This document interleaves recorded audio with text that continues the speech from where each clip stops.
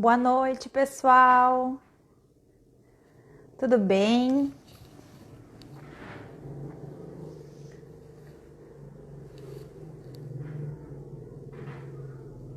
Boa noite, boa noite.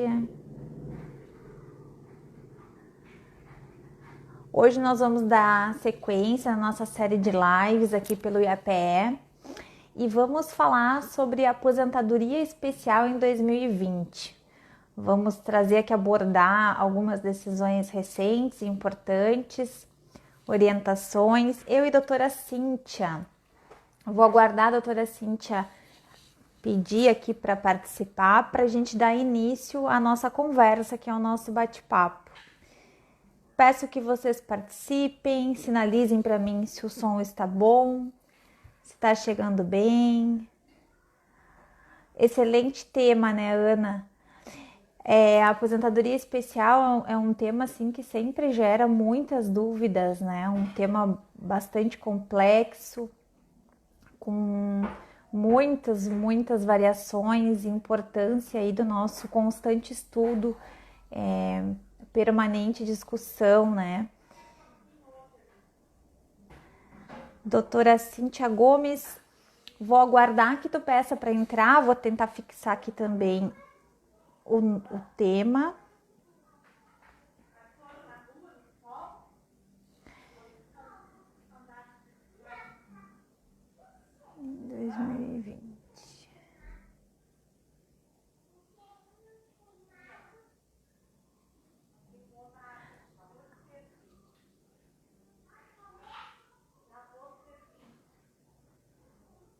Complicado, né, Ana? Cada dia uma coisa nova. Aqui tá ela.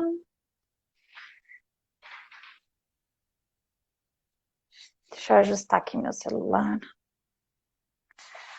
Cortando a minha cabeça aqui. Assim tá melhor.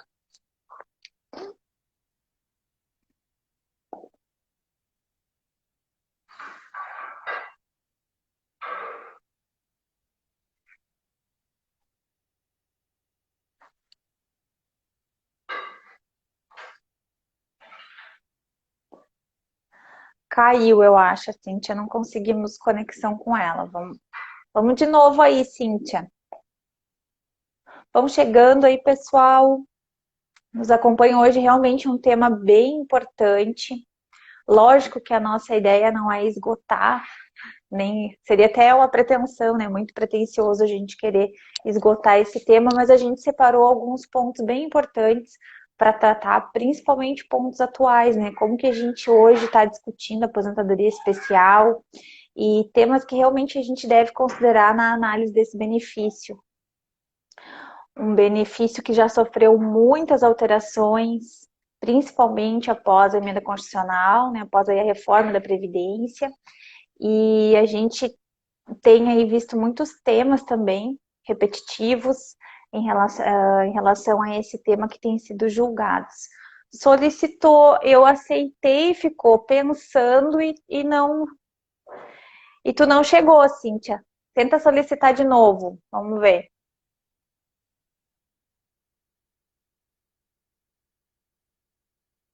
A Cintia é minha colega também lá do IAPE. Eu não sei se vocês todos que estão aqui acompanham o IAPE e a nossa programação, né, os nossos eventos. Já convido, aproveito aqui para convidar vocês para o nosso curso sobre o decreto. A gente preparou um curso, pessoal, sobre o decreto 10.410, também super recente, aí, decreto que está gerando polêmica e gerando dúvida. E nós preparamos um curso com 10 aulas sobre 10 pontos específicos, 10 pontos polêmicos sobre... Tô lendo aqui a Ana, será que eu preciso sair para ela entrar? Eu acho que ela tem que me solicitar de novo, porque para mim aqui tá tudo certo. Tô acompanhando os comentários de vocês, tô vendo o pessoal chegar. Se tu conseguir, Cíntia, pedir a fazer a solicitação novamente, eu tento te aceitar. Então, a gente separou 10 pontos polêmicos do decreto, para tratar isso com 10 professores, né? 10 professores sobre esses temas bem específicos, assim, bem pontuais, que a gente tem acompanhado e tem observado que vão gerar muitas dúvidas, muita dificuldade em interpretação administrativa, a gente não sabe ainda como que isso vai acontecer em relação ao decreto, é tudo muito novo, né, pessoal? Então, é importante a gente também estar atento, principalmente quem é advogado previdencialista precisa conhecer esses pontos do decreto para que a gente esteja preparado na nossa atuação, porque como é tudo muito novo, tudo muito recente, com certeza e certamente virão interpretações equivocadas, e tá muito bacana, dá uma olhada lá no site ou mesmo aqui no Instagram do IAPE, tem toda a programação. O curso começa agora dia 29. Dia 29 começam as primeiras aulas, é separada em aulas que nós separamos em 2 aulas por noite para o pessoal conseguir acompanhar. E depois também fica gravado. A gente vai disponibilizar depois a versão gravada para que quem não possa acompanhar ao vivo consiga aí assistir depois, né? Bem bacana mesmo, eu tenho certeza que vocês não vão se arrepender. Cíntia, será que deixa eu ver se eu consigo aqui vamos ver se eu consigo te chamar aqui.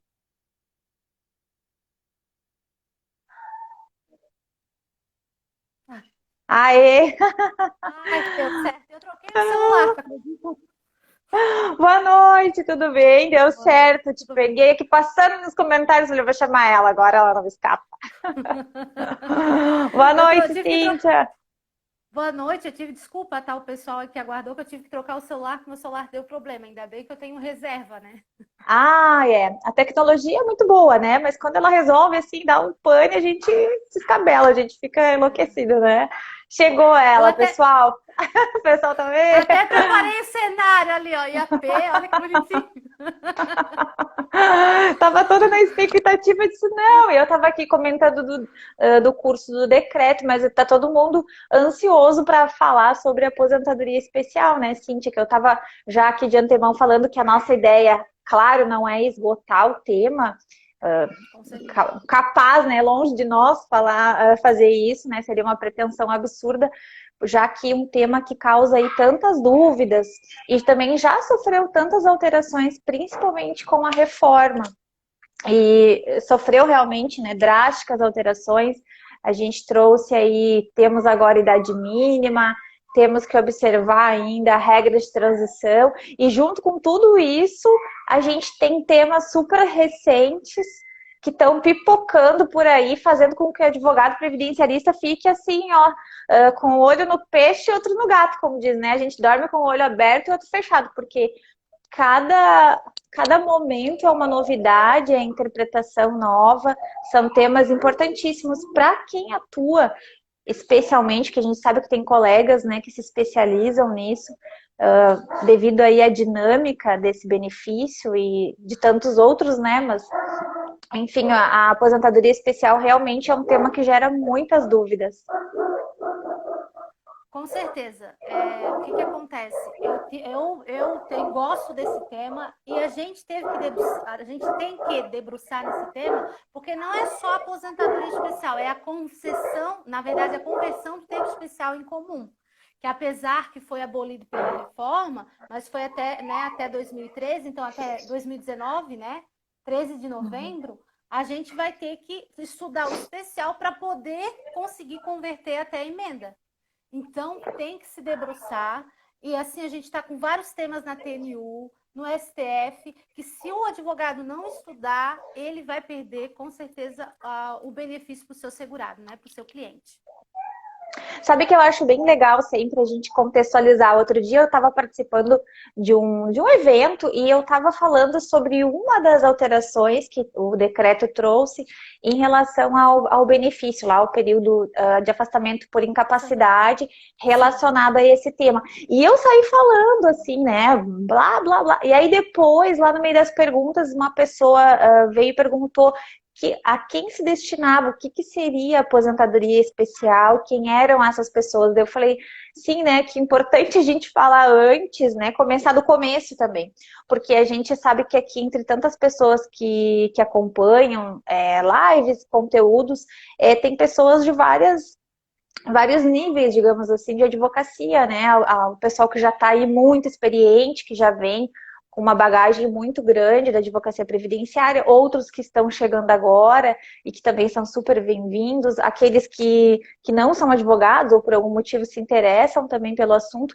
Então, eu acho importante a gente já sempre começar pelo início, sabe? Que eu percebi ali uma falha minha, né? Minha culpa, que eu saí falando sobre aposentadoria especial e não falei que é uma modalidade, né, de aposentadoria aí destinada a pessoas, a trabalhadores que se encontram expostos a agentes nocivos, né, à saúde, seja ele biológico, químico, físico, e que essa pessoa tem uma modalidade de aposentadoria que ela pode se beneficiar, né? E que antes da reforma era possível a implementação de um benefício de aposentadoria especial sem a implementação de uma idade mínima. Então, dependendo aí do grau e do tipo de exposição que essa pessoa tivesse exposta, né, que esse trabalhador tivesse exposto, ele poderia se aposentar com 25, 20 ou 15 anos.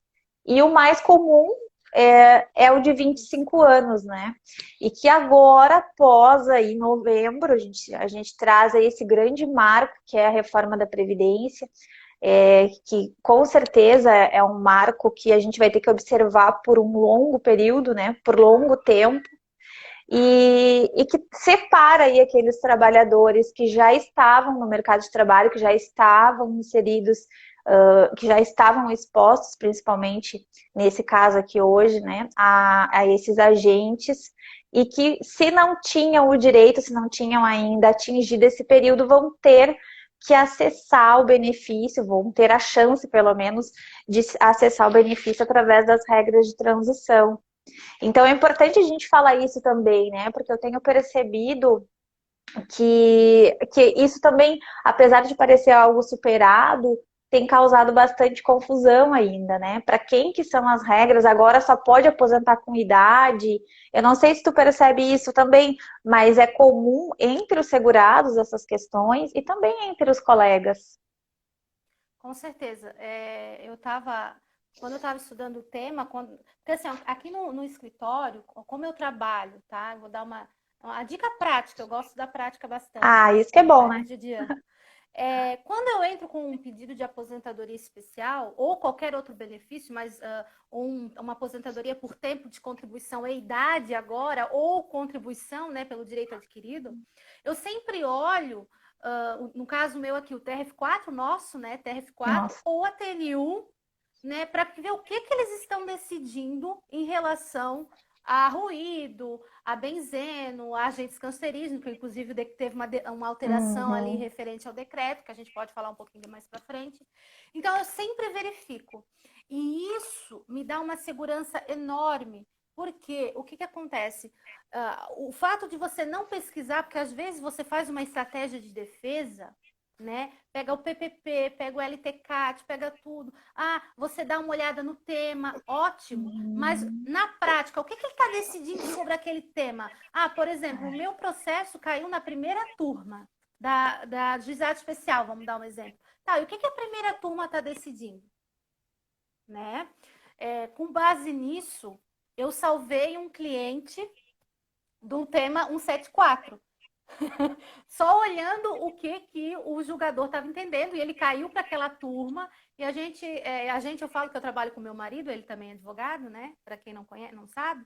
E o que aconteceu? A gente verificou, nós verificamos e conseguimos reverter ali a decisão já em segundo grau. Por quê? Porque a gente conseguiu descobrir o que aquela turma estava entendendo e conseguimos Aham. o melhor direito para o cliente. Então, Sim. assim, primeiro ponto da dica, não só a estratégia documental, porque eu pelo menos na prática, o LTCAT de 2014 é diferente de 2015, que é diferente de... Qual que é o melhor? Não só essa estratégia, né? O LTCAT, para quem não conhece, né, é um documento, tem um perfil profissiográfico previdenciário, que é o PPP, que é o formulário, né? E o LTCAT é um complemento do PPP. Na verdade, ele é o laudo médico, na onde vai falar todas as questões que o trabalhador estava exposto, né? Qual o agente nocivo, qual a intensidade. Na verdade, ele detalha O bem mais ambiente. do que o próprio PPP, né? Tanto que é importante falar, se não tiver o PPP e tiver o LTCAT, ou o LTCAT estiver diverso do PPP, o que vai valer é o LTCAT. Isso é importante a gente frisar também, né?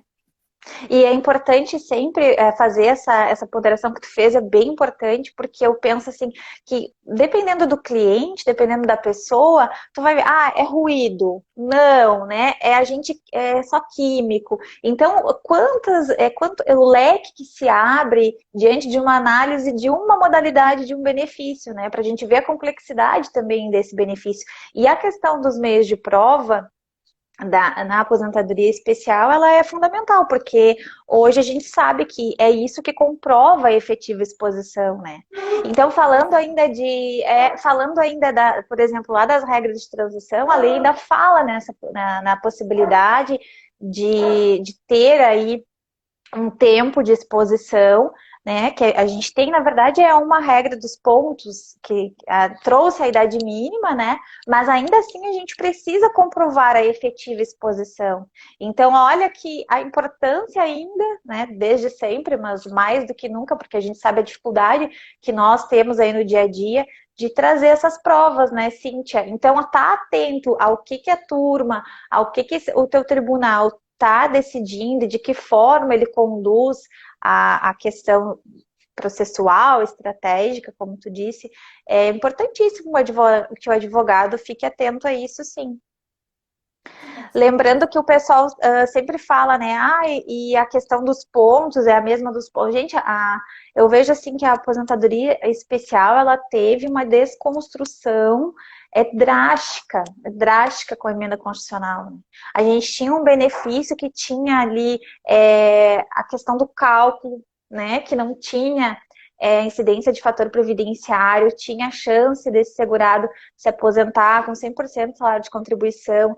Isso foi alterado, né? A gente vai ter redução aí, provavelmente, porque esse trabalhador, ele não consegue permanecer por muito tempo no mercado, né, de trabalho e exposto a realmente essas atividades.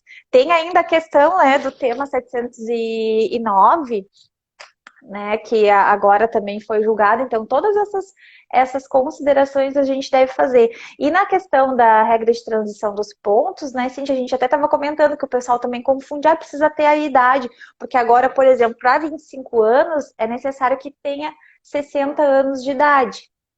E a regra de transição, ela traz aquela escala de pontos, uma escala entre as modalidades, mas então, aqui falando eu sempre gosto de usar o exemplo da de 25 anos, que eu considero a mais comum, até o pessoal aqui pode comentar se trabalha com outra modalidade, mas geralmente cai na de 25 anos, né, que eu acho que é a mais comum. Então, exige 86 pontos, que é a soma da exposição de 25 anos mais a idade. Mas era aquilo que a gente falou, às vezes a pessoa pensa, não tem a idade, agora não pode mais fazer conversão, né? Porque também tem essa questão.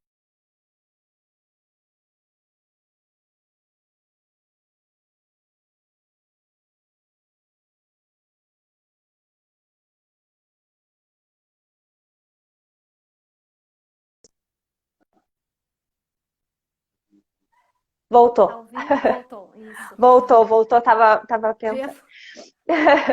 Mas então era isso que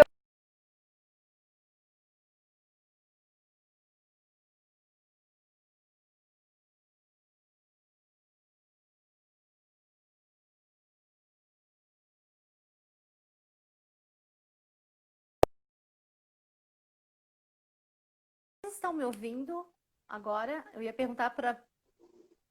não estava te ouvindo. Não sei se sou eu. Foi tu Tu que. travou? Eu gostaria de perguntar para o pessoal se estão me ouvindo. Estão ouvindo a doutora Ellen agora? Isso, vamos ver. Para mim não está aparecendo comentário. Não Tá tudo tem. certo, pessoal? Digam aqui pra gente.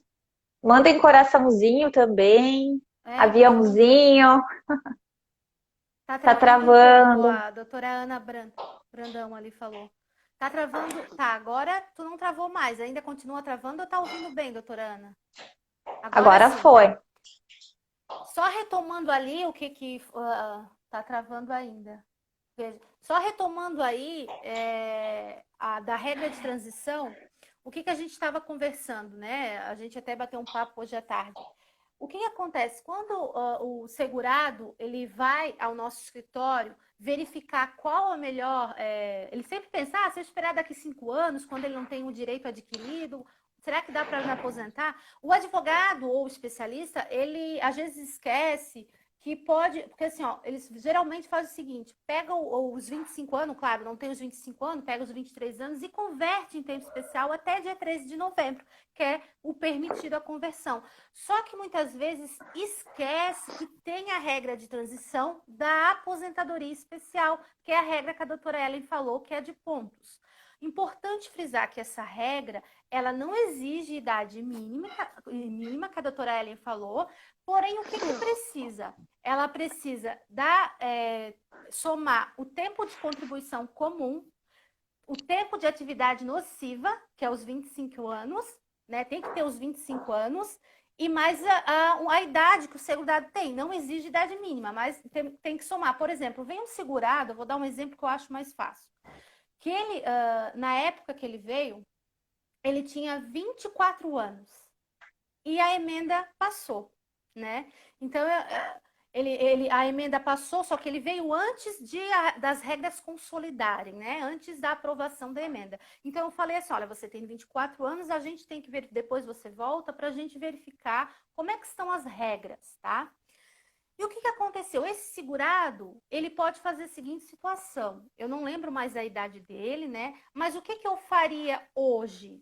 Se ele tiver 25 anos hoje de atividade especial, que eu acho que ele tem, eu vou ter que pegar a idade dele, porque não existe, tá? Então, eu vou somar a idade mais a atividade especial, os 25 anos. Lembrando que tem que ter os 25 anos. A soma dessa idade, se ela não der 86 pontos, porque eu estou falando, lembrando de uma aposentadoria de 25 anos, de efetiva exposição. Então, eu pego os 25 anos, que é o exemplo mais clássico, verifico a idade dele, somo, não deu 86 pontos. Mas, geralmente, quando esse cliente tem 25 anos ou menos de especial, ele trabalhou algum tempo em atividade normal, não exposto ao agente nocivo. E para essa regra de transição da aposentadoria especial, eu posso usar os 25 anos, tem que chegar aos 25 anos, a idade do segurado, mais o tempo de contribuição. Somei, deu 86 pontos, então ele se aposenta pela aposentadoria especial da regra dos pontos. Então, é muito importante a gente já não converter esse tempo, verificar, porque essa aposentadoria não exige a idade mínima, é a aposentadoria especial.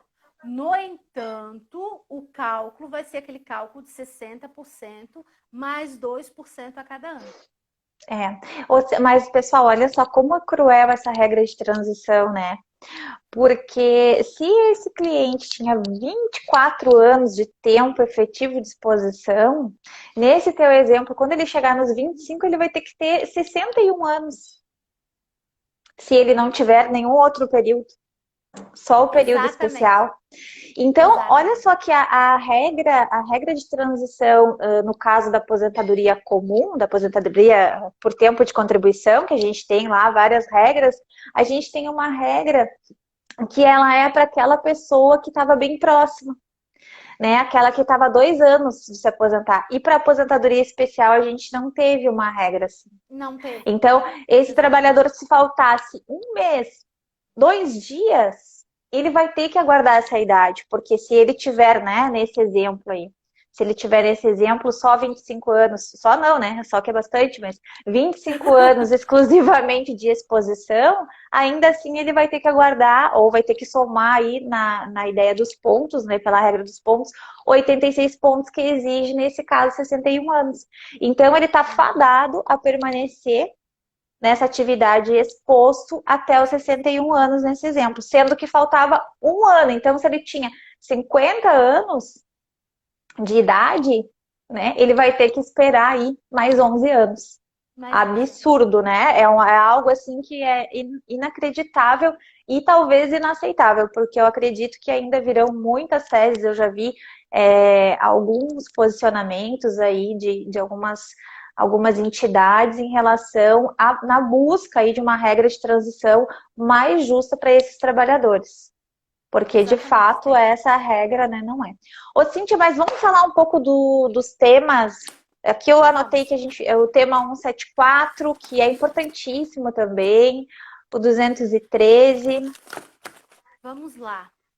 O tema 174, na verdade, o tema 174, ele transitou em julgado, mas não foi esse ano, tá? Eu sei que o tema são decisões de 2020, mas eu falei com a doutora Ellen, eu achei um ponto muito importante falar desse tema 174. Qual é o tema 174, né? Que já transitou em julgado e já está pipocando na TNU, inclusive, está pipocando no Juizado Especial Federal, inclusive, tá? Eu olhei essa semana, está pipocando também no TRF4, tá? Então, a gente tem que prestar atenção. Qual é o tema?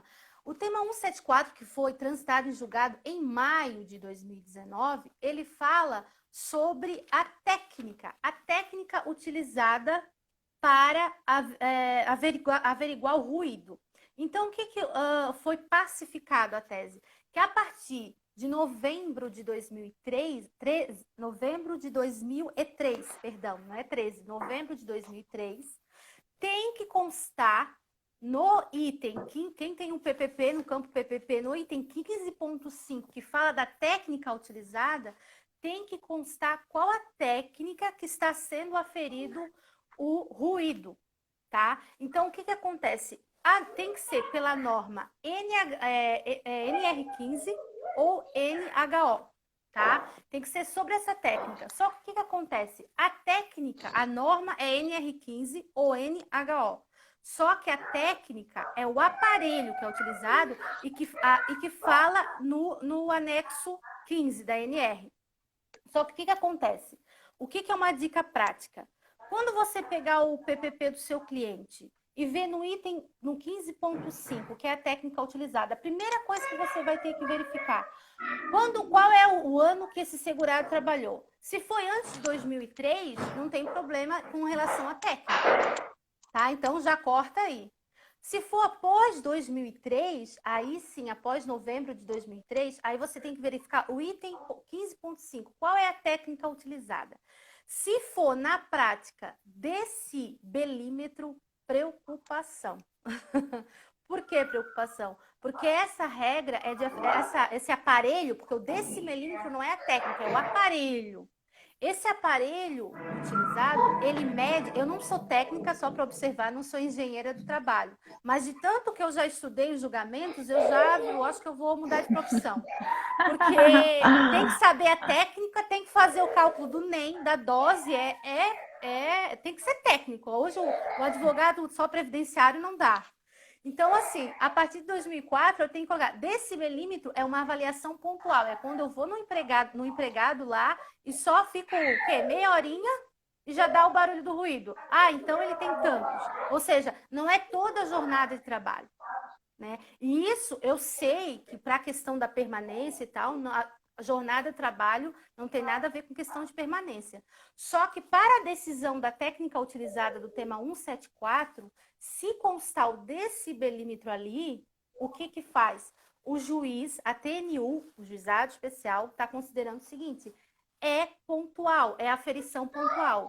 Então, não tem direito. Agora, se estiver escrito dosímetro, que é outro aparelhinho utilizado, que é a dose, aí beleza, aí tá dentro. Eu tô falando isso porque tem muito PPP que tá dizendo assim, ó, decibelímetro, avaliação instantânea. Instantânea é só tu ficar ali com o aparelhinho e o segurado, já deu especial.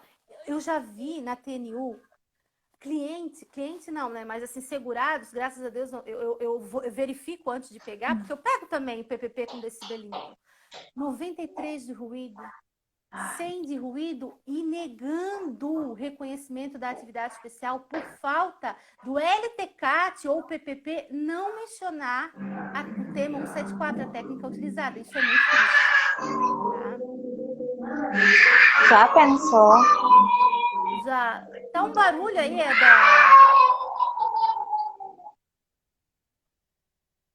Travou? Tava um barulho, Tá agora travando? melhorou. Não, agora melhorou. Tava um barulho, eu acho que na tua casa. Aqui. Deve ser.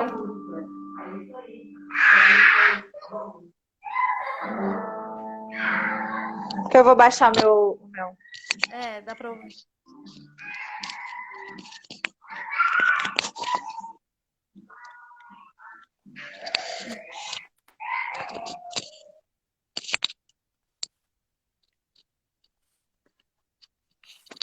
Vê se agora ficou melhor, Cintia. Ficou, Tá, ficou. vou deixar um pouco mais baixo. Isso. O que eu tô falando, ali tem uma advogada falando do ruído. O que eu tô falando desse tema 174 é só pro ruído, tá? O ruído, ele tem uma particularidade que, olha, tem que ter um livro só pro ruído, tá? Porque o ruído várias nuances que tem que ser verificada. Então, a primeira coisa que o advogado deve analisar no PPP quanto à questão do tema 174 é realmente o campo 15.5. Anote aí, 15.5, técnica utilizada desse milímetro, pede para a empresa mudar. Porque os engenheiros técnicos no laudo, tá? O decibelímetro até ele dá. Só que, infelizmente, quando tu pede o laudo para verificar o cálculo da dose, que é um cálculo que o engenheiro do trabalho ou o médico do trabalho vai fazer, não consta lá o cálculo do NEM, da dose, como é que ele fez. Tá entendendo? Uhum. Não consta, Sim. só Então aparece. pega o caso ruído, tu já vai lá nesse campo para ver se encaixa na tese.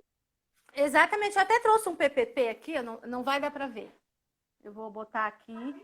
O campo 15.5 tá decibelímetro aqui, eu acho que nem dá para ver. Ó, Agora tá, avaliação instantânea. dá para ver sim. Mas, Tá aqui, ó. Isso aqui é perigo, tá? Eu até imprimi. Isso aqui não consegue, tá? Eu sei a experiência. Então, assim, o que eu digo? Por favor, pede para a empresa, faz a notificação novamente, porque às vezes o que acontece? No LTCAT está NR15 anexo 1 lá no laudo. Só que tem juízes dos dados federal, né? Dos dados especial federal, que não está acolhendo isso. Tem que estar lá. Técnica NR. Técnica não. Técnica conforme norma da NR15. Tá? Então, isso é muito importante falar. Né? Tem que saber. E dosímetro tranquilo. Dosímetro tá, né? Claro que se o ruído for superior, né? Acima de 85, uhum. né? Tem que estar sempre atento também a essas variações, né? Do período, Sim, o período da exposição. o período da exposição, o tempo, tem que ficar sempre de olho além da técnica utilizada, a questão da permanência, a questão da. Ela tem uma que falou assim: ó, o problema é PPP já foi emitido, empresa não existe mais. E aí? E aí? Esse esse é um problema que ocorre muito. PPP mascarado, que a empresa ainda existe, emite errado. PPP. Quando a empresa não existe mais, tá? É interessante você utilizar, e eu utilizo, um laudo similar, tá? Falando que um laudo da empresa similar, tá? Lembrando, né? Empresa similar, tem que verificar a função, então tem que ser a mesma função do cliente seu, né? Verifica a mesma função. A empresa prestava o serviço que o seu cliente prestava, né? Enfim, procura o Sim. similar e coloca o laudo similar, tá? Coloca e então Aqui não, procedendo. em Cintia, tu não usa, a gente tem um banco de petições, de laudos também, né? Aqui no TRF4 a Tem. gente consegue consultar. Então, se aquela empresa já teve algum processo, né, discutindo, pode ser que dê a caso de ser o mesmo, aquele mesmo local de Tem. trabalho, mesmo ambiente, e aí tu consegue também esse laudo similar da mesma empresa, né? Não sendo exatamente da pessoa, do segurado, mas é possível, tem um banco assim é bem importante, gente. Poucas pessoas sabem Isso. buscar, né? Daqui a pouco também isso pode ajudar e contribuir para outros colegas de outros CRFs. Não Tem, é necessariamente, até verdade. na busca de um laudo similar também, né? Ai, quando não há laudo similar. A Quando não Ana. há. Não acontece também. O que eu faço, tá? Quando não há laudo similar, eu procuro na jurisprudência o processo e encontro, tá? Eu procuro no TRF1, que interpretação muito contra o segurado. TRF1, tá. O TRF4, eu não posso reclamar. O Hum. TRF4, não o juizado especial, né? Não, o Porque juizado tem. especial. Mas aqui, pelo menos aqui, nem Santa Catarina, que é onde eu É. tô. Mas assim, se não tem, Ana, similar, o que eu faço? Eu pego e procuro em jurisprudência. Eu coloco a função do segurado, coloco entre aspas ali, nos TRF da vida, Uhum. e encontro o processo e vou atrás do laudo. E eu consigo.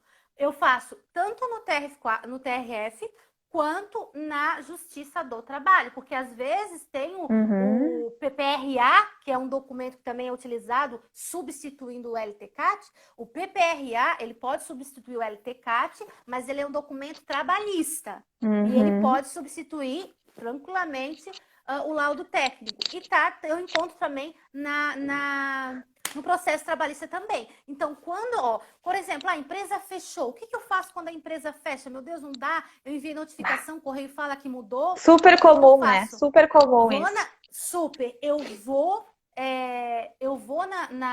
nos processos do TJ, Tribunal de Justiça, e porque o que acontece? Quando a empresa fecha, isso até quem me ensinou foi o meu marido, ele está aqui me acompanhando.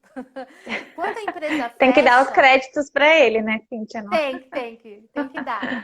Porque eu vou te dizer, gente, eu odeio. Só fica entre nós aqui, olha, todo mundo aqui. Eu não gosto de ligar ou notificar a empresa ou ligar cobrando PPP. Eu não gosto, gente, porque é um parto. É. Tem hora que a gente sofre. Tem hora que sofre. Então ele faz esse serviço ruim. E o que ele fez esses dias? Eu não achava, a empresa estava fechada, como é que eu vou provar para o juiz e tal? O que aconteceu? Vai no Tribunal de Justiça, no TJ, e procura aquela empresa, o nome daquela empresa, porque às vezes ela está devendo, porque quando fecha, geralmente tem Hum. dívida com a União e tal, e o Ministério Público vai atrás. E Uhum. quando daí a empresa recebe citação e fala, mudou-se, daí o Ministério Público fala, ó, não tem mais essa Aham. empresa e tal. Aí o juiz confia. Aí dá certo. Eu já consegui com isso e na internet notícias que fechou a empresa. Né? Que tem, às vezes, ó, a Olha empresa só. tal fechou. E Uhum. também com o Ministério Público falando, ou o juiz falando, ó, houve várias tentativas na empresa e fechou, não sei o quê. Porque é isso. Porque lá na consulta do CNPJ, às vezes está ativa. Às vezes ativo. Mas aí eu faço essa técnica e dá certo. É uma dica Ótima interessante dica, essa. né? Porque esse é um problema super comum nosso aqui, né? Comum Sim. demais isso. Para o recurso no espaço, não tem como a empresa emitir novo PPT. No meu caso, ele falou que não tem, o prazo de recurso não tem como a empresa emitir um novo PPP.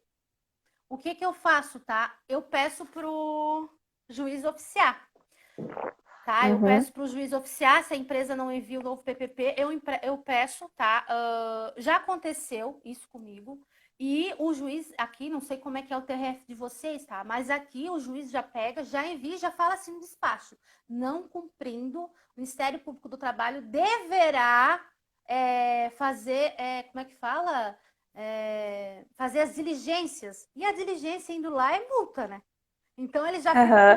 com o olho bem arregalado assim e dá certo. Assim dá. Assim dá, assim dá. Então Assim dá eu certo. uso dessa forma e dá certo, né? Eu não sei como é que é, ó. Tem a doutora Ana de novo falou, com a empresa fechada já fez isso, aniquecei todas as certidões judiciais, inclusive trabalhista, mas bom, aí o juiz ele não tá querendo ceder. Aí, olha, com a certidão Aí tá. dizendo que fechou, nossa, eu nunca, né? Aí, olha, Uhum. doutora Ana, aí o juiz ele não quer dar e, bom, agora eu não tive essa, né? A gente ainda não teve essa, então não posso te ajudar agora, mas esse juiz está complicado. Eu não sei se a doutora Ellen tem alguma ideia. Não. É que tem juízes que realmente, né, tem horas que a gente tem que seguir em frente, né? Se não der com ele, vai ter que subir e deixar daí a petição bem incrementada, né? Inclusive, assim, já pensando aí nos recursos possíveis, né? Isso também é bem importante que a gente já dê início ao nosso processo ali com bastante base constitucional, né? Enfim, para depois poder fazer subir e Ela buscar os falou meios. Aí juizado. vai, foi no Ela juizado. falou juizado. Não, não entra no juizado, então. Eu não tô entrando mais. Tá? É, Eu sabe o que eu faço? Ah, é porque o valor da causa é valor absoluto? Claro que é. Eu peço dano moral. e joga para o ordinário. Eu sei que não é, mas eu tento. Faz parte das estratégias, né? Que a gente tem aí, se está atento ao tema e também dependendo do tribunal que tu atua, né? Ô, Depende do Cíntia, tribunal, é verdade. vamos passar então para o tema 213 para a gente falar um pouquinho, que a gente já está indo para os 40 minutos de Ah, live. meu Deus! E a ideia é a gente bater um papo aqui sempre, assim, em torno de 40, né? A gente sempre se passa um pouco, porque a gente vai falando e realmente quando o negócio flui, né? A gente nem vê o tempo passar. Mas vamos passar para o próximo, só para a gente poder pontuar e se der tempo para a gente falar também do 709, que também é bem recente, para tu trazer também Desculpa. algumas dicas aqui de atuação. Uhum. O que que acontece? Do tema 213, 213, perdão, 213. É tanto tema que eu confundo. Ele foi julgado esse ano, ele é um tema recente, tá? E ele fala o seguinte, diferentemente, ele fala sobre a questão do EPI eficaz, não é do ruído. Então, ele menciona o seguinte, quais os critérios para verificar a eficácia do EPI. Então, lá nesse tema 213, do relator, doutor Fábio, ele falou o seguinte, descreveu quais os critérios que serão verificados pela Justiça Federal para mencionar ou para destacar, dizer se o EPI é ou não é eficaz. Então, o advogado previdenciarista, agora com esse tema, ele vai ter que ler a NR6, que é a questão do EPI eficaz, tá? Então, como vai funcionar? Lá ele falou todos os critérios. Por exemplo, se o empregado ele faz a manutenção do EPI, se ele faz a higienização do EPI, se tem o CA lá, está na validade, todas essas questões, se tem a troca do EPI, todas Se essas foi questões, entregue, né? Se se foi usaram. entregue, se foi usado, tudo isso o tema 213 fala que é um critério para avaliar. Então, o que acontece? Hoje o advogado, tá? Que aí tá lá no campo 15.6 do 15.7, perdão, do PPP. Se o advogado hoje, tá? Ele recebe um PPP e ele verifica lá o S, ele não pode se conformar com aquele S. Foi isso que a turma falou. O S não é prova absoluta do EPI eficaz. Então, É vamos porque daí a impugnar. pessoa olha lá, aqui tá escrito, EPI eficaz, sim, então, né?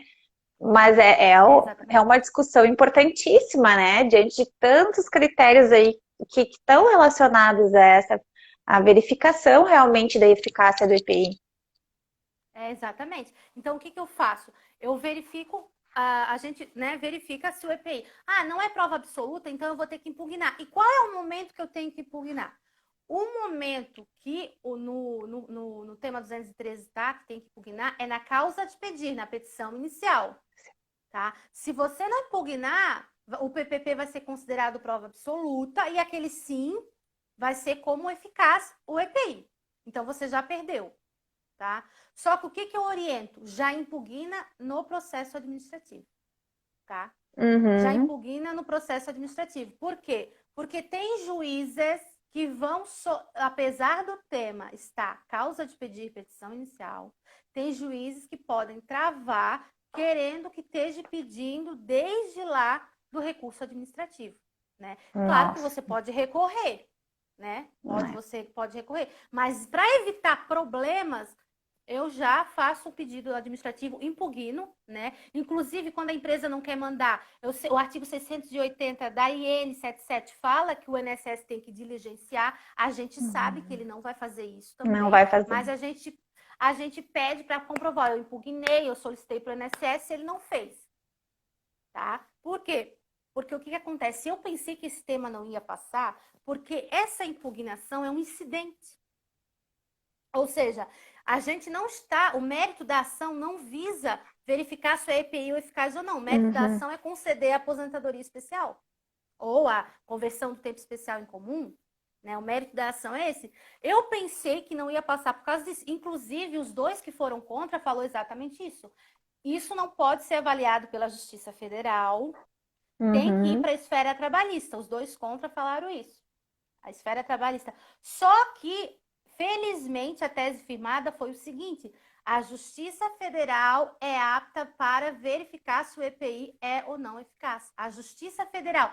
O relator foi muito cuidadoso ao falar Justiça Federal, porque se ele colocasse né? judiciário, dava brecha para entender que era a esfera trabalhista. Outra, então, foi muito importante. Então, aqui, o que é importante?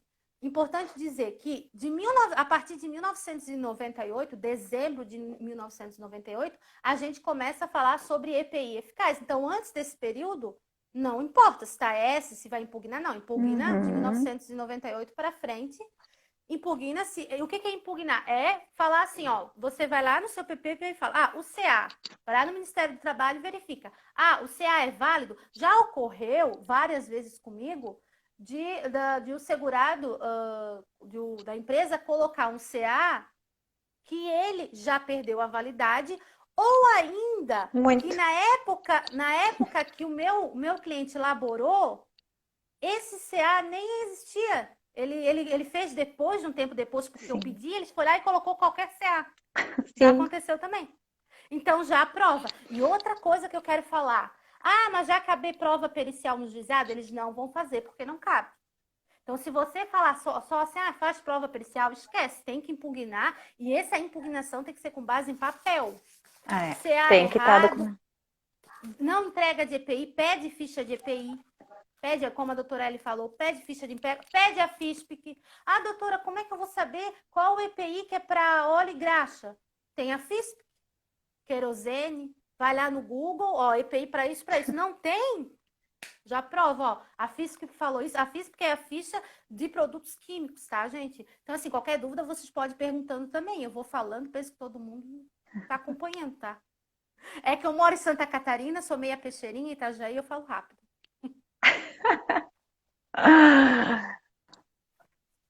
Esse sotaque não nega, né? Não nega, eu falo rapidinho. Mas assim, vocês podem perguntar, porque é no dia a dia que a gente vai aprendendo com os erros, enfim, né?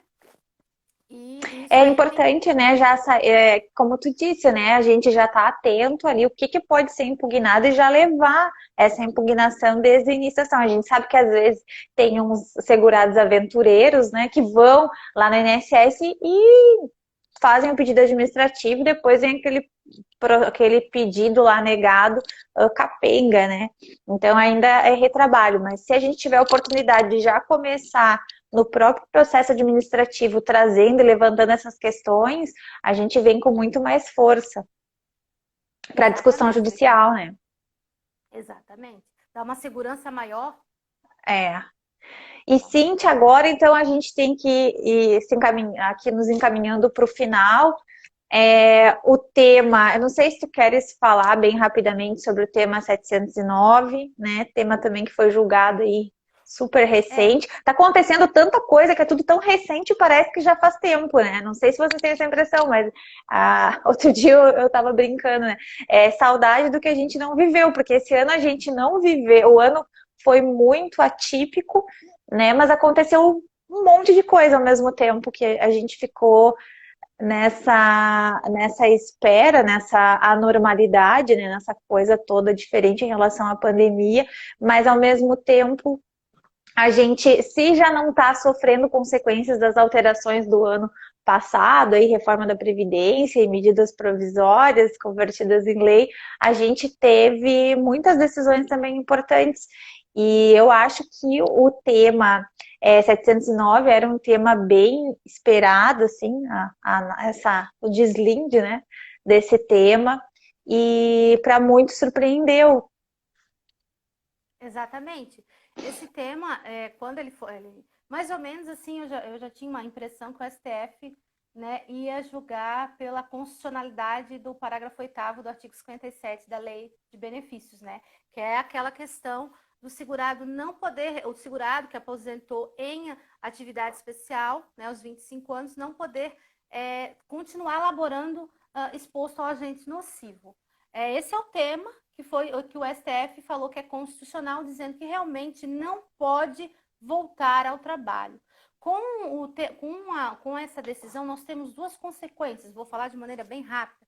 Nós temos uma consequência trabalhista, que para a Justiça do Trabalho já é pacificado que, como a aposentadoria especial, né, é uma hipótese de aposentadoria sui generis, então o empregador ele pode mandar embora sem o pagamento ainda da multa do FGTS.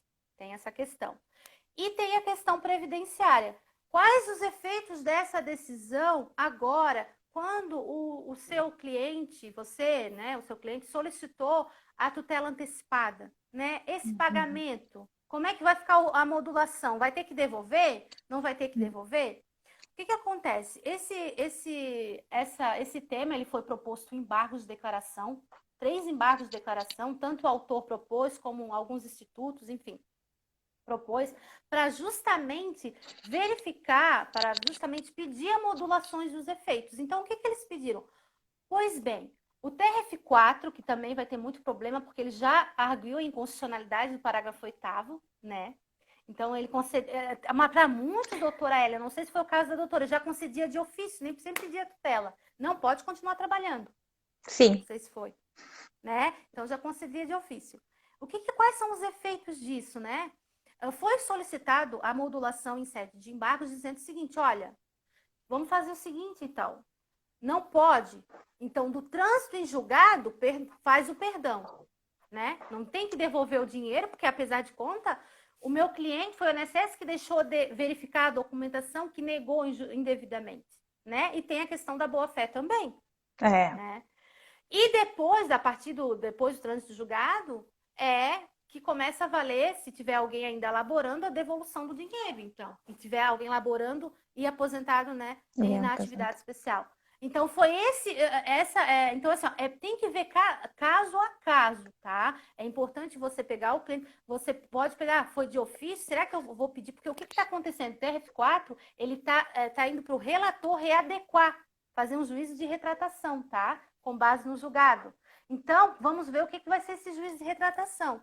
Porque se tiver que devolver o dinheiro, a gente já tem como se defender, obviamente. Mas é importante esperar a modulação dos efeitos para verificar como é que vai ser feito com o cliente. É verdade. Bastante discussão ainda, né? E cada TRF aí tratava de uma forma, como tu disse, aqui vai dar trabalho, não sei como é que vai ser, né, Cíntia? É verdade. Ô, Cíntia, conta pro pessoal, a gente tem um curso, pessoal, que é um curso para quem é associado aqui do IAPE. E a doutora Cíntia, ela vai estar, é dia 23, né, Cíntia, que tu vai estar nesse curso, vai dar um curso sobre a impugnação. Como é que é o curso sobre a impugnação? O curso vai ser um curso no dia de 23, às 19 horas, no IAP. Olha, o IAP está promovendo um monte de cursos, tem artigos, tem coluna, tem um curso decreto. Vai ser às 19 horas, na quarta-feira agora, dia 23. E eu vou falar sobre as formas de impugnação do EPI, tá? É do tema 213. Como impugnar o EPI, né? Para dizer que ele é ineficaz ao ambiente, tá? Então, é um curso super prático que visa realmente, na prática, dar todos os indícios aí para o advogado ter êxito na sua ação. E a PE não para, gente. Meu Deus, a gente, né, a gente tá atento, procurando, né, tá atento a todo mundo envolvido aí para que a gente consiga se atualizar, se manter qualificado e atualizado diante de tantas alterações, de tantas discussões, e convido novamente para quem não estava aqui no início, para também participar do nosso curso. Esse da doutora Cíntia é só para associados, e quem não é associado e quiser participar do curso Decreto 10.410, começa também agora no dia 29 de setembro. Dá uma conferida ali no Instagram do IAPE e lá no nosso site. Pessoal, uma boa noite a todos. Eu quero deixar aqui, agradecer todos que estiveram aqui conosco.